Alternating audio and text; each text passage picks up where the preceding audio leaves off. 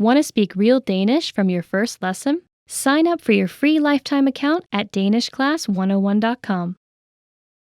In this lesson, you'll learn 3 different ways to say it.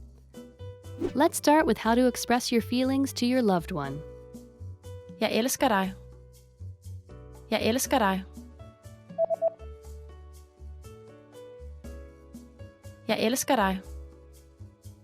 Or if you want to explain those butterflies in your stomach, you can say, Jeg har et crush på dig. Jeg har et crush på dig.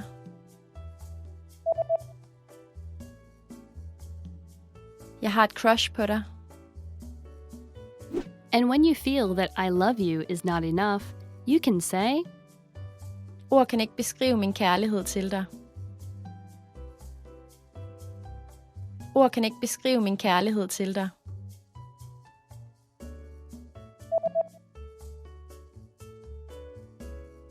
Ord kan ikke beskrive min kærlighed til dig. In this lesson, you'll learn 3 different ways to say it. Let's start with the easiest one. tak.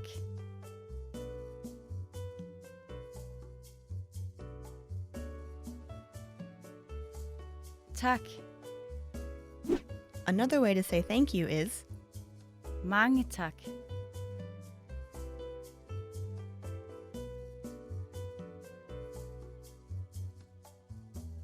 Mange tak. Finally, here's a third way to express your gratitude. Tak skal du have.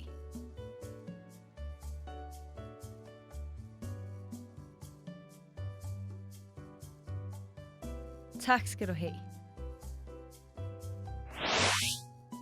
Okay, let's wrap up this lesson by recapping what we've learned. Tak.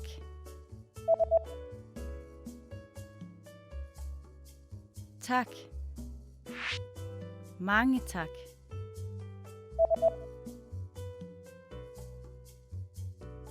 Mange tak. Tak skal du have.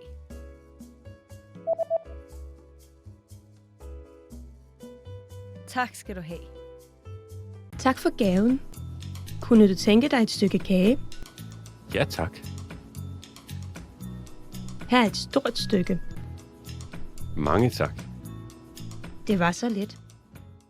You're going to learn how to go shopping in Denmark. Before we go, you need to know how to say how much is it? Hvor meget koster den? Hvor meget koster den? Okay? Are you ready to go shopping in Denmark? Let's go. You see something you like and want to ask a shopkeeper how much it costs. The first thing to say is undskyld. Do you remember what that means? Excuse me. Undskyld. Hvor meget koster den? Undskyld. Hvor meget koster den? Now in Danish, the object that you point at is either den or det. There are no rules for when to use den or det, so you'll have to learn them by heart. But don't worry, Danes will understand you even if you use the wrong one, so just go ahead and try. Undskyld, hvor meget koster den? Undskyld, hvor meget koster det? There's one more pronoun you can use when pointing at a bundle of things you want. The pronoun de. Undskyld, hvor meget koster de? At this point, the shop clerk can answer by saying, den koster, det koster, or de koster. For example, den koster 55 kroner, det koster 55 kroner, or de koster 55 kroner. What number is 55? Yeah, it's 55. So this means it cost 55 kroner. Now it's time for Louise's insights. The pronoun you will use most often is det, because not only is it used to ask prices of some objects, but also services, like if you want to get a haircut. So get used to asking with this. Hvor meget koster det? Hvor meget koster det? Want to speak real Danish from your first lesson? Sign up for your free lifetime account at danishclass101.com. We will continue a lesson series dedicated to very common Danish verbs. The second verb in our series is at lave, which here means to do. So imagine someone asks you, Hvad laver du? That means, what are you doing? So if you're doing your homework, for example, you will say in Danish, Jeg laver lektier. Jeg laver lektier. So let's break down this answer. First we had jeg laver, which is I'm doing. It is the present form of the verb at lave, to do.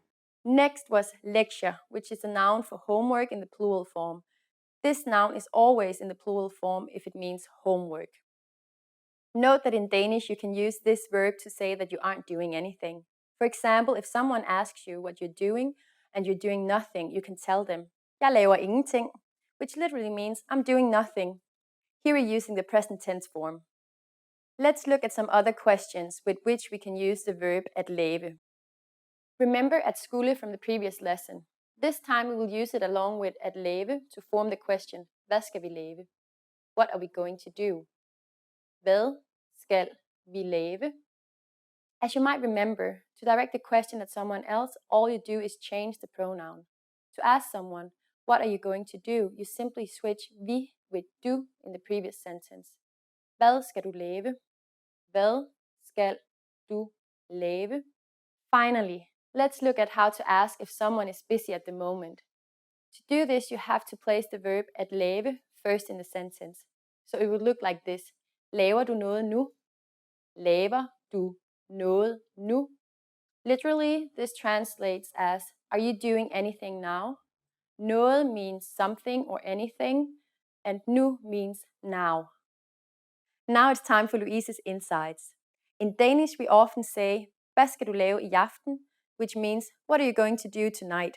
For example, if you want to go out with that friend tonight, you can ask this question to see if they're available. It will sound very natural. Hvad skal du lave i aften? In this lesson, you'll learn how to use the verb at lave in many different contexts, and I'm sure it will help you a lot. This time we're going to ask when questions. Imagine you want to ask when your roommate is coming back home. You will text him or her, hvornår kommer du tilbage? Hvornår kommer du tilbage? So let's break down this question. First we had hvornår, which is the basic translation of when in Danish. Kommer is the verb to come, at komme in the present tense, as you might remember. Then du, which is the word for you. And finally, tilbage, which is back. So altogether it is, hvornår kommer du tilbage? When will you come back? So in Danish, when is translated as hvornår. Here's another example. If you want to ask, when were you born? It would be, hvornår blev du født? Like in the last two lessons, the question word goes at the beginning of the sentence. So let's have a look at another example. How can you say, when did you arrive? It is really simple since it is exactly the same pattern. Hvornår kom du?